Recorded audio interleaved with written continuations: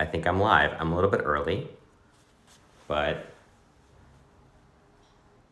I'm the kind of guy that's always a little bit early. 5 minutes early is on time as far as I'm concerned. So welcome everybody. I'm gonna vamp for just a little bit to give people time to get on. In case you're tuning in case you have no idea who I am.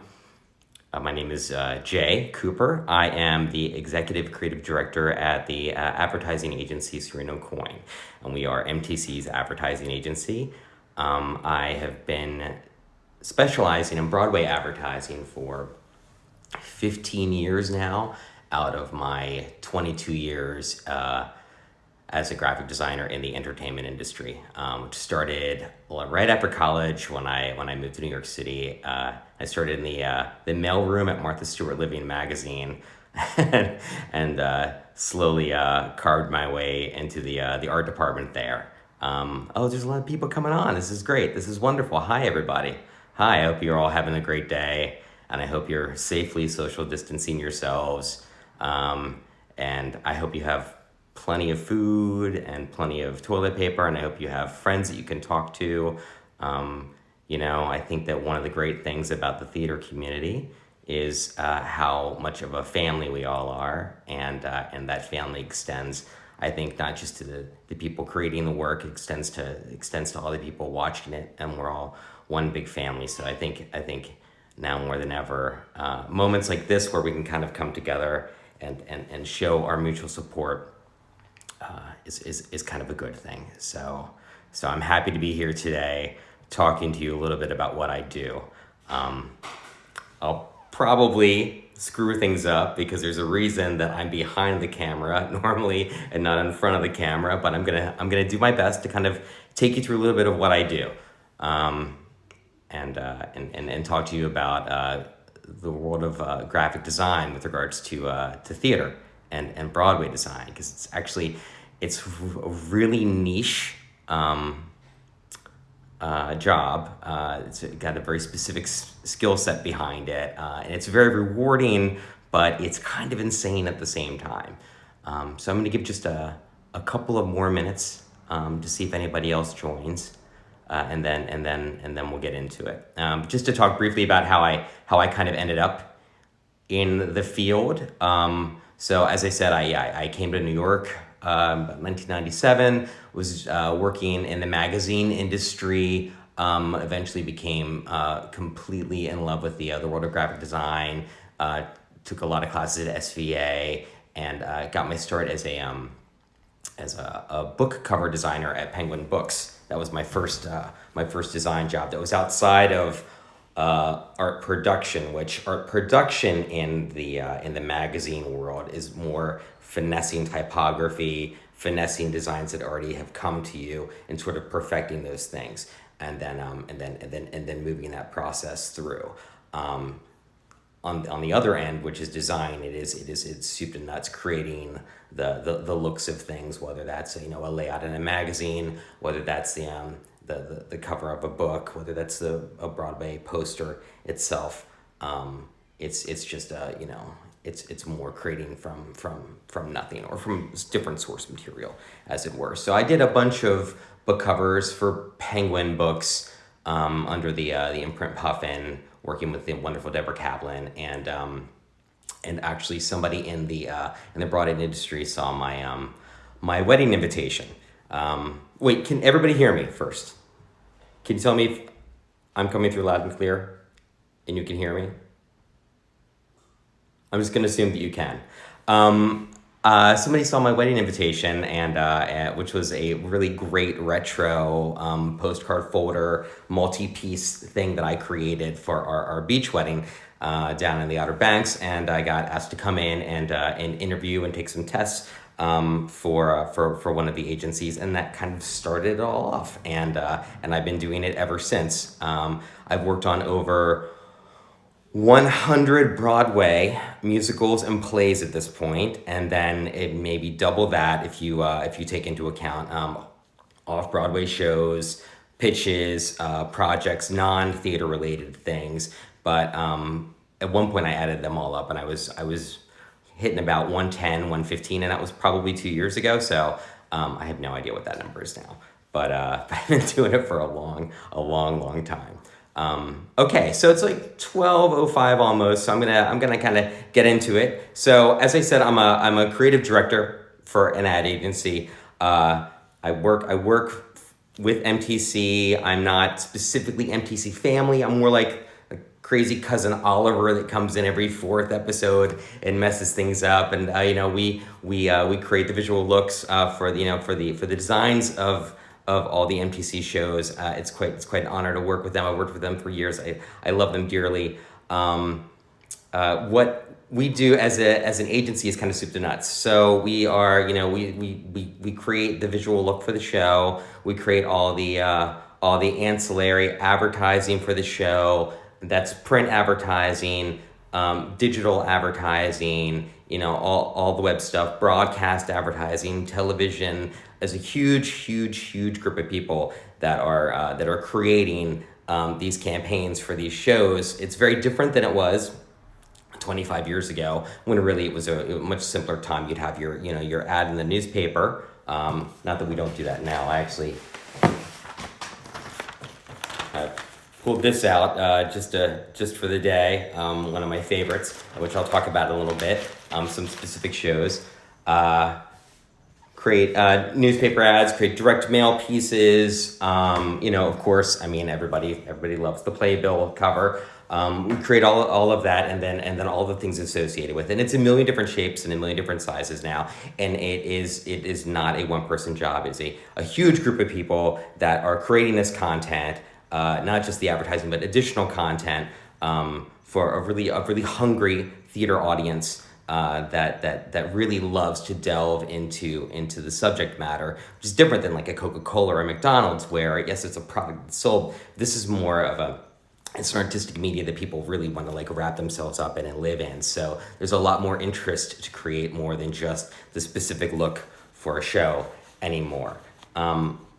Walking through my day, it's kind of hard because what I do on any given day, it's completely different. That's kind of one of the things I like about it. One minute I could be working on a two-hander, very serious, Renaissance play or Samuel Beckett, and the next minute I could be working on a big, brassy Broadway, drag queen musical, and it can change at any given time.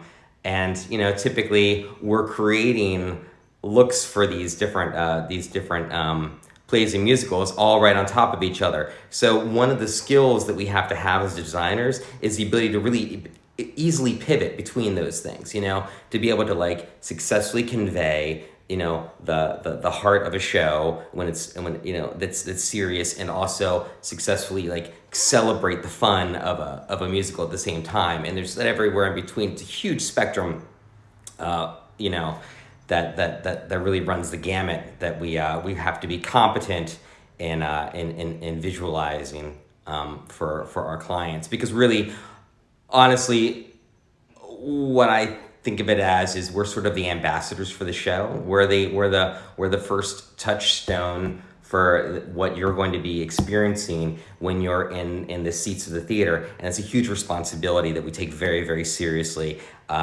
combined with our natural love of the theater. But because of that, I feel like there's a little bit of an extra responsibility on my end to make sure that we get it right, and that we do service to all those people that are working so hard to create these shows and get them up and running. My day could be researching photographers for photo shoots. It could be researching illustrators to create illustrative marks for shows. Certainly, I take a lot of meetings. I talk to a lot of clients at my level. I lead a fantastic team of designers that really they do the brunt of the work, and they deserve all the credit that I sometimes get when I present in the room, because I am normally the guy presenting in the room. But as I said before, it is a wonderful group of people that are creating this work that you're seeing before you. So rather than talking about like what I might be doing, which could be proofing marquees, it could be, looking at newsprint proofs, it could be going to a front of house and looking at the theater to figure out how we're gonna align the cases and what information we're gonna put in this case here, what information we're gonna put in that case there. Are we gonna wrap the doors somehow? Are we gonna do something with the marquee itself? Proofing the marquee is a crazy thing in and of itself. That the colors, there's lights coming in on these things. I actually pulled one of these for you too. This is the one big front of house piece that I actually happen to have in my house right now. Everything else is at the office, which I can't get into, obviously.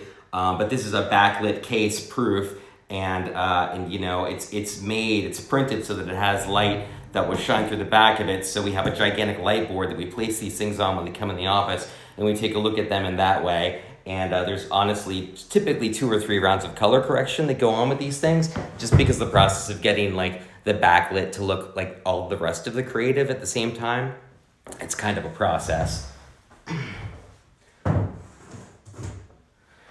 So what I thought I might do instead of kind of talking about like what's a typical day for me is to sort of talk you through what a typical campaign looks like, from the beginning to the point where, let's say, opening night.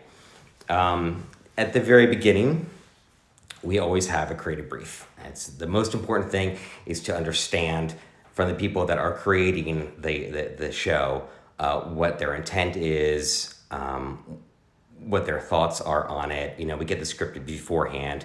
We read the script. Then we meet with the director of the show, the writer of the show, and anybody that's associated creatively with the show, obviously with the producers of the show. And we sit at a table and we basically talk about the show itself. We let them, just go on at length about anything that they think might be relevant for us, any designs that might be done at the time, whether that's set designs, costume designs, which there isn't always. A lot of times when we are coming into the process at the very beginning, none of those things have been done yet, or at least they're in the very vestigial stages, and they're just not at a point yet where the creative team is ready to share that stuff. So some of that stuff, we sort of have to, just imagine ourselves, or we pull a lot of reference material and go through it. So we then go back to our agency, and for a couple weeks, actually more than that, ideally, we basically just create comps, which are a comp is it's a piece of art that isn't the final art, but it gives the idea of what the art's going to be, and that could be things that we've sketched ourselves in-house. It could be just reference that we pulled from the internet and have treated in Photoshop. Typically, what we use is the Adobe Trinity, the InDesign, the Photoshop, and the Illustrator to create our stuff. Sort of a number, and it's always a spectrum. That's how I explain it when I'm presenting it in the room.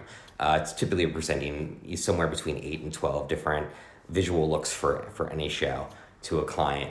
And I say, you're going to see here some stuff that is very expected, that's very much what you anticipated maybe seeing coming into this room. And you're going to see a lot of things, on the other end of the spectrum that may be a little bit too wild for the show. But then hopefully somewhere in there, in that that spectrum is kind of the right color for your show.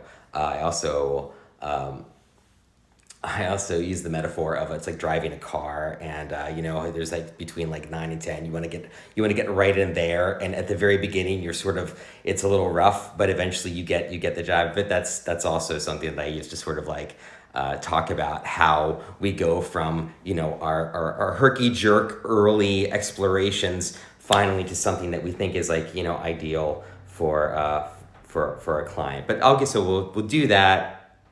We'll bring in the client then, and I'll produce it. I'll present to them all the comps, and the comps are always done in window card size, and that's kind of an old school way to create the artwork, but I kind of like it. I kind of like that there's that sort of that holdover from from old school design. And window cards are the cardboard signs that would actually go in shop windows around New York, and they're always 14 inches by 22 inches. So whenever we create our initial artwork for a show, it's called key art, and that key art is always done to the size of 14 by 22.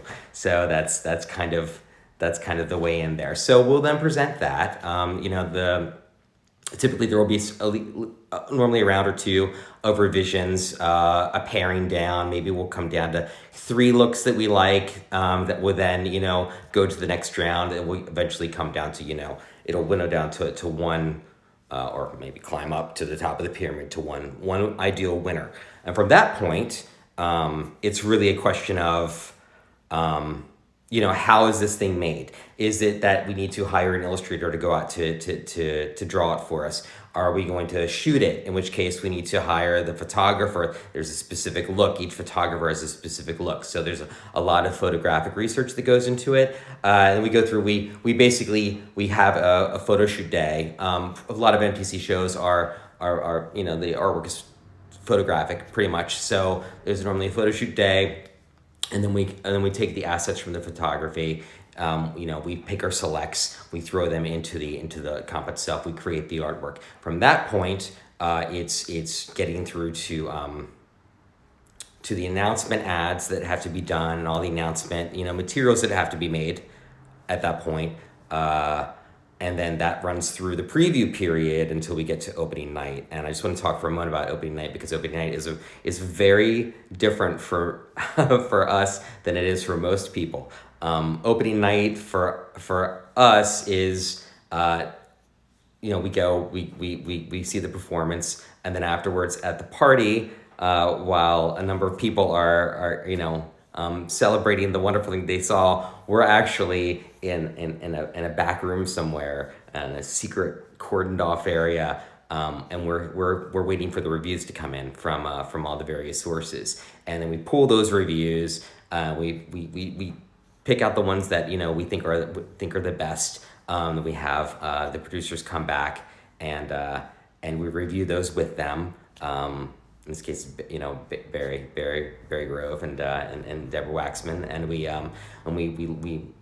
read those reviews together, and then we pick out the ones that we think are the best for that evening, just for that evening. And what we do is then we update banner ads that we've had prepared ahead of time with just those those quick quotes, and then the next morning we come in first thing, my team, and we start doing a deeper dive into all the reviews that we've gotten. And then that day we have the post-opening meeting. It normally happens around 12 or around 1 p.m. where the whole MTC team comes over, and then we present all the work we've created, whether that is a post-opening ad that's going to be in the next Sunday edition of the Times, the digital ads, the television spot that now has been updated to include the quotes that we want. So there's a lot of hustle and bustle on our end that makes opening night a very different experience, but also a very fun one, because it's kind of the closest to old school advertising that you're going to get. It's kind of like basically, you can picture the kid running with a newspaper, to get the press, because normally there's a definite deadline by which you've got to get that. If you're running tight to get the Sunday Times, and there's a deadline of that for earlier in the week, sometimes we're making changes up until the last half an hour before that thing has to go to bed. Which is great. It's like Mad Men the musical. That's exactly right. Thank you, Nick. Yeah, that's exactly right. It is kind of a little Mad Men-y. So that's kind of like so then you have all the post-opening materials get created. We make special cases. Underslings are those great pieces of metal that hold quotes that are hung underneath the marquee above the doors. Sometimes there's over doors that can be created. Every theater has its own amount of spaces where we can add our own words to and tell our own story about the store in order to get people excited about the show that they're going to experience within. My favorite part of the job, I think, obviously, is the people that I work with. I feel very attached to my entire team, everybody at Serino Coyne and MTC. They are like family to me. I really love, honestly, I think that crazy post-opening moment, I dread it. I used to not be able to sleep the night before a post-opening, and now I've kind of grown to absolutely love it. I love the energy and the stress of that moment. I love the fact that it is so much like Mad Men. It's such old school advertising. What's challenging, I'd say, for my job is, sometimes it's hard for people to verbalize visuals. It's hard to convey what you may not love about something that you're seeing me do, or how that could be adapted to make you happier. So sometimes that can be a little bit challenging, trying to talk through these really conceptual representational ideas in a concrete way using words. So that can be a little bit challenging. I think that one of the things that I've learned too, and this is something that I feel like it's a real skill set, and it's something that I hope to get much better at over as the years go by, is figuring out when you're going to pivot. When you're like, let's say you're at a photo shoot and you went in with a very specific comp that you were trying to get, a very specific look with a very specific reference picture, and then knowing when to move away from that to try something completely different and unexpected, because sometimes that's the thing that makes it in. I've got a great story about Oh Hello, that play, where the morning of the photo shoot I went into a Goodwill on the way over to the studio to shoot it, and I picked up just because it's these two old guys in this Upper West Side apartment, totally rent controlled, and I wanted a couple of just dirty things, a couple of jankety things to sort of like use as props for them, some busted china, or an old cracked coffee mug or something like that. And I picked up a VHS copy of All That Jazz, and I just thought that that's exactly what they would have in their apartment, was this busted old, super messed up copy of All That Jazz, still in its case. And I bought it for $0.25, and I went in, and girl was like looking at it on the prop tape, and it's like, that's it, that's what I need our artwork to look like. So even though we'd had like typography for the show designed well beforehand, it all pivoted on that day, and we went back and redesigned it along the lines of that. Along the lines of that classic Fosse musical movie. So sometimes things change, and it's having the wisdom and the flexibility, I think, to sort of know when that is, and be open to it, as opposed to being tight and inflexible. There's a certain amount of flexibility that I think that comes with the job in general. Just wondering how I'm doing on time here. Career highlights. I loved, I think I pulled it up earlier, we just got to do Lucy Barton with Laura Linney this season, and that was a fantastic performance, adaptation of a fantastic novel. Choir Boy with Jeremy Pope, that was amazing, and that was one of the things where it was so wonderful to see the interaction between those actors on the set that day, and when they made the music together and you were like really up close to it, it was honestly, it kind of brought tears to your eyes. It was incredibly emotional, and Jeremy Pope, his voice is an angel. Fool for Love, I really had fun with Fool for Love. Sam Rockwell came in, and he'd taken a class in lassoing. So he would just walk around the set, and he would just lasso a chair and bring it to him, or he would like lasso his agent. That was a really wild energy on set that day. And that's also a lot of the fun too, is it's not all work. A lot of it's really, really fun the day of a shoot. Ink was a real special moment for me. Got to fly to London for that one and shoot that. It was Birdie Carver was working in the show at the time. So Johnny Lee Miller and MTC and I went over, and I think a really great. I love for me the real fun of a piece of art is like the hidden stuff that you may not know about. So this art that we developed for this, which is designed by Jared and my team. We actually bought, these are actual classic Mirror and Sun vintage papers from the time period that we bought off of eBay and then roughed up, which I'm a bit of a book collector, so it wasn't easy for me to tear up some paper, but it really gave that extra authentic edge to the actual campaign itself, and I love that. I love that touch of authenticity.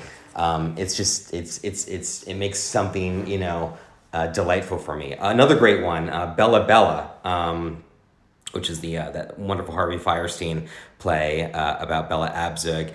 Peter Gunther was the designer on that. He went and he recreated Bella Abzug's original, political buttons and did new variations of them for the purposes of the show. Which actually, I don't know if you knew this, but you could actually buy them at the concession stand in the lobby of the theater. Which I have my set, of course, and I did pay for them. I like a good person. A lot of great stories, a lot of great moments. Working on Jitney, working on August Wilson, was fantastic. Little Foxes. We actually I don't know if any of you remember, there was actually like a wall of feathers. We actually had created that wall of feathers, and we're going to put them in the wall of feathers, and decided it was probably not wise and should just do that in post. So we posted that wall of feathers, but we did shoot it. We had the wall made for that day. And then a couple of things, that aren't MTC highlights, just for me personally, having worked in the industry for so long, getting the opportunity to help transfer like Hamilton from the public to Broadway was a wonderful moment. I got to work on things like, Kinky Boots was a great personal moment for me. Just 2 years ago, having the opportunity in one year, to do the revival of Boys in the Band and Torch Song Trilogy and Angels in America. I think the trilogy of, great American gay plays, the revivals of them all happening in the same year, all being done at the same time, was a truly, I think, honestly momentous theatrical moment. And it was an absolute honor to be a part of that. Sometimes it's the people that you get to work with that you've always wanted to work with, like Patrick Stewart and Ian Mckellen, working with them on Waiting for Godot. They are the absolute gentlemen you would think that they would be and would hope that they would be. They were probably two of the nicest people I've ever worked with, and the most respectful of our process on our end. Of course, working with Patti LuPone and Christine Ebersol on War Paint. I mean, Patti LuPone that woman is just on fire whenever she's in a room. Lessons I've learned going through this, I'd say, I said the thing about the flexibility, always get it in the can. There was one photo shoot I was at, it was for Scylla, Queen of the Desert, and it was up in Canada, and I was the one art director that was there on set, and I shut down the shooting for the day when I thought we had it, but there was one shot that I didn't get, and it was right before Christmas. And that shot haunted me all Christmas long. I think it was like one of the worst Christmases of my life because I could not get the stress of not having that photography out of my head. But it was ultimately fine. Everything was okay. I still have a career in the industry, but it was a very rough holiday for me. Advice for maybe some young designers that want to get into the industry. I listen. It's all portfolio. It's having like like in a presentation, a spectrum of work that really shows your flexibility. I think that specifically in the world of the theater, because it's a very concentrated around Times Square kind of a, which is already very visually loud, you have to be able to really create strong, iconic design that kind of yell itself out of the crowd. That's able to sort of like, hit the high notes among everybody else. So that's my advice for that specifically. Oh, somebody's in from Italy. That's wonderful. Oh, I hope you're doing well in Italy. All right. Well, look, real quick, actually, if you want to, before I take some questions from you all, why don't I show you my space? Because I'm obviously not at the office right now. I'm working from home. So I'm just going to give you a quick little tour of my home studio before I get into some questions and answers. Okay? Obviously, I am working on a there we go. I'm working on two laptops that are side by side that I conduct my meetings on, and I have a lot of them. And this is my dining room. My kids are in the other room doing their school learning right now. And then over here, this is my personal workspace. I think it's important for everybody to have their personal workspace.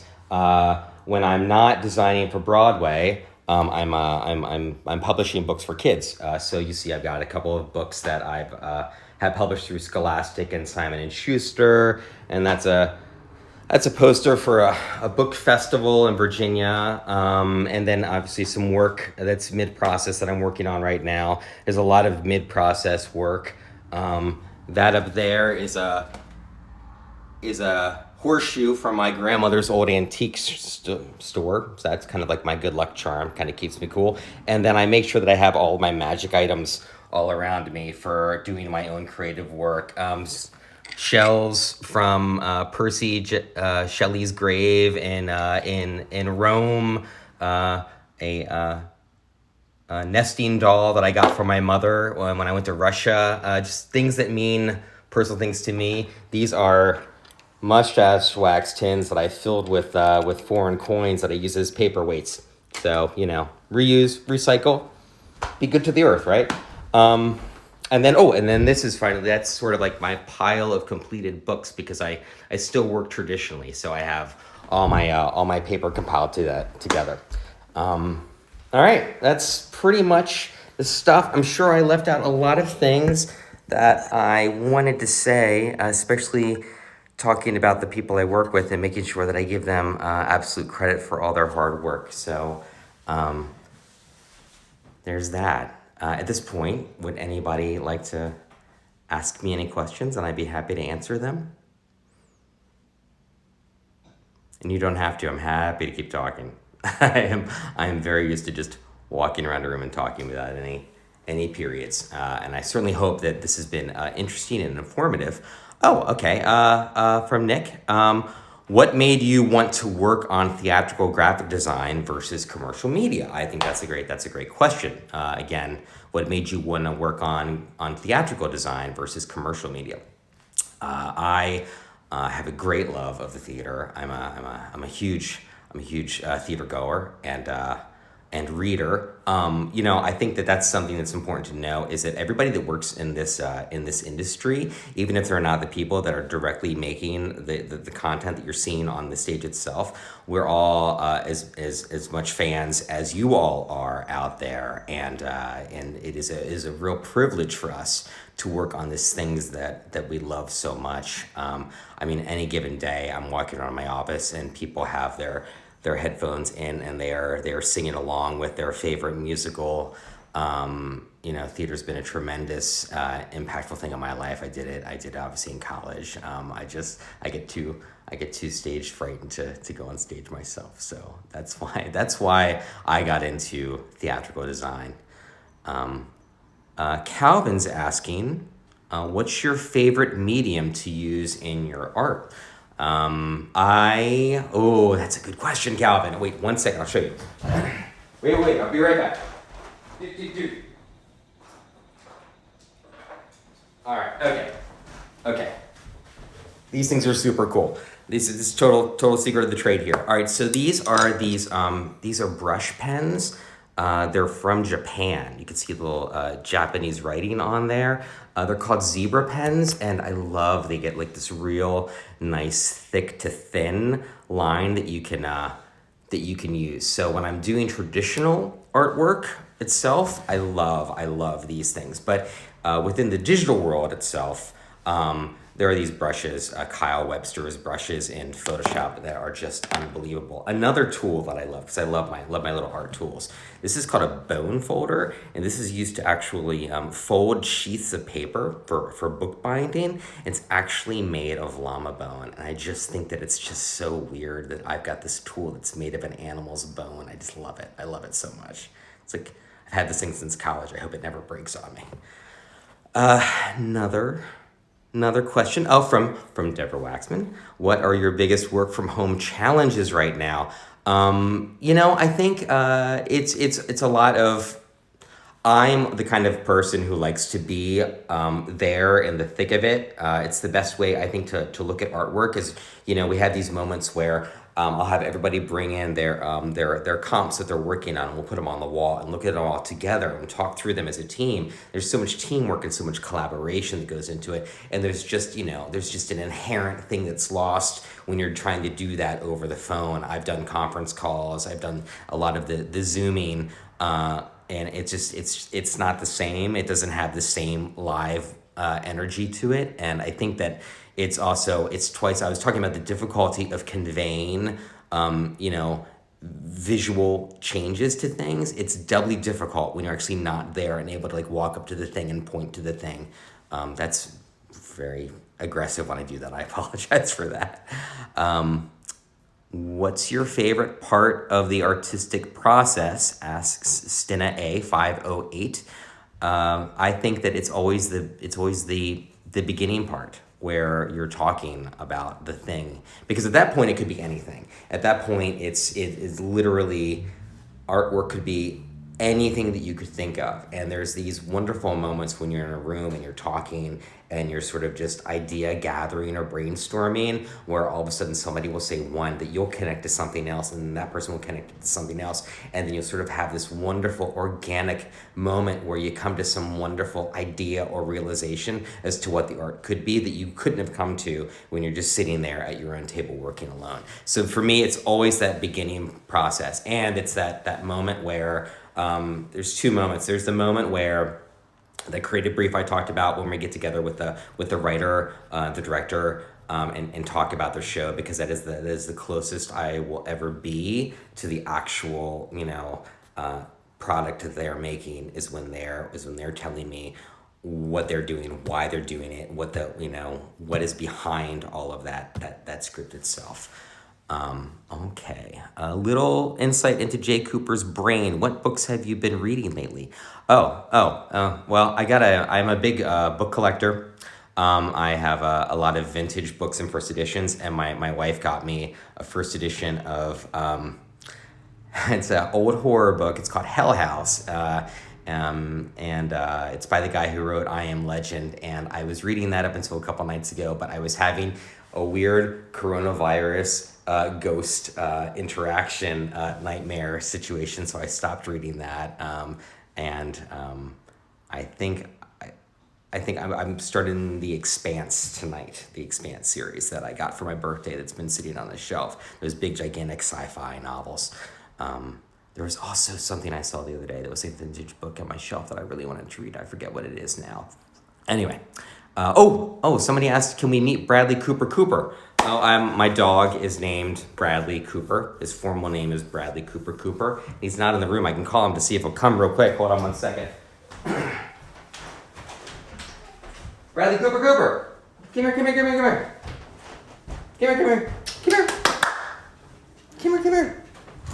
We'll see if I can get this to work. This is Bradley. There's Bradley Cooper. He's a good dog. Hi, Bradley. How are you? And that's my daughter, Annie. Say hi, Annie. Hi. She's in the middle of her school day. Thanks for asking about Bradley Cooper. What current Frost E89 asks, what is the current children's book you are working on? I work on a young reader graphic series, or like graphic novels for real little kids, called Bots. They're from Simon and Schuster. I'm working on the 8th one of that series right now. Just started it this past weekend, the final art. All right. Is there any other questions of anything that I've missed? I really hope this hasn't been boring by any means. I know it can get pretty dry when I'm talking about what I do, and it's probably not as exciting as the people that are actually on the stage doing that creative work. It's definitely exciting when you're actually doing it. It's just a little bit less exciting talking about it. Lindsay's son loves bots. He'll have a new one to read soon, Lindsay. Is there anything else I should talk about? Is there anything else anybody is at all curious about? No? If you haven't been getting any exercise, you need to get exercise. You need to get out and social distancing safe, but make sure that you're getting plenty of that. Someone asked where you're from and where did you go to school? I'm actually from Delaware. I'm from Dover, Delaware. I went to school at the University of Delaware, so I'm technically a blue hen, which is a great school. It's a great school. But I think a lot of my education came from the work ethic of working in the great city of New York City. That was I think my foremost education in this world. How do you take care of yourself and manage stress? That's a wonderful question. I've actually one things that's happened with this whole terrible thing that we're going through right now, I was stressing out a lot, is I started to run in the morning. I started off with doing 2 miles last week, and now I'm up to 5 miles a day as of today. So it takes me, I'm a slow runner. I'm a kind of a stocky guy. It takes me about an hour. So I've been making sure that I get that. And honestly, I have to say that thing, that's why I was saying the thing about making sure you get some exercise, because it is given me such an even keel that kind of rides me out throughout the day, that I wish I'd been doing it prior to now. But typically I take the train into the city from New Jersey in the morning, and it's a pretty early train. So I'm going to keep it up, though. I'm going to keep it up after this. What was my major? Okay, so I did not study graphic design, even though University of Delaware has an amazing VC program. I did start off in the as a fine artist, and I transferred to literature. So a lot of the reason that I'm kind of drawn to the theater in and of itself is because I studied a lot of theater as part of my natural day-to-day course. So it kind of gives me a little bit of an extra advantage, I think, for understanding a lot of cultural context, a lot of historical context of a lot of the pieces that I'm reading. You know, I studied a lot of Shakespeare. I studied a lot of the Romantics. I actually have a first edition Lord Byron in my collection that I'm kind of proud of. And we've got 3 more minutes, I think. And that's going to be it. So see if there's anything else I can show you. I don't have a lot of stuff here. Most of my stuff is at work, where I like kind of church and state the stuff that I have around my house. I like to keep things kind of clean and minimal in my space, and allow my workspace at work to get really, really, really messy. I'll tell you what, here's fun stuff. So this is from the cake, for MTC. That is the cake that's being held in the final artwork. And, you know, when we're setting up for the day and testing the lighting for the photo shoot, before we ever get the celebrity in there, the star of the show, we always do a test with just a model. And so I was able to be the model testing out the photography there. This was from Kinky Boots, their very first photographic campaign There's a lot of everybody jumping. I don't know if you remember this. A lot of glitter. That glitter was all real. That's me. That's me throwing the glitter into the air. I must have done that 300 times where we took test shots of that glitter, and then I had the actors in the lobby of the theater bounce on little mini trampolines so we could get that authentic bouncing feeling. Another question: does the current situation inspire new creative works? I think that it will.